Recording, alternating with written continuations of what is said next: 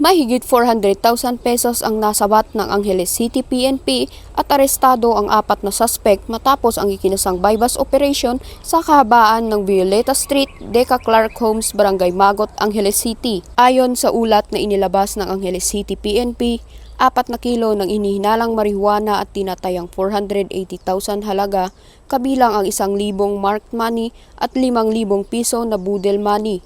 At nakumpiska din sa mga kalabosong suspect ang Mika Steel Color Toyota Hilux pickup na may plate number WIZ 773. Matagumpay ang ikinasang operasyon sa ilalim ng pamumuno ni Police Colonel Amado A. Mendoza Jr., City Director ng Angeles City Police Office. Katuwang nito ang Angeles City Drug Enforcement Unit, Police Station 5 at PIDEA Pampanga. Dahil sa matagumpay na operasyon, kasalukuyang nasa kustodiya ng Drug Enforcement Unit ng Angeles City Police Office ang 4 na suspect para sa dokumentasyon at tamang disposisyon na kung saan nahaharap ang mga ito sa kasong paglabag sa RA 9165 o Comprehensive Dangerous Drugs Act of 2002. Ang Angeles City PNP ay magpapatuloy sa kanilang walang kapagurang pagpupunyagi upang puksain ang lahat ng uri ng illegal na gawain upang tiyakin ang kaligtasan ng mga tao sa loob at labas ng kanilang mga tahanan.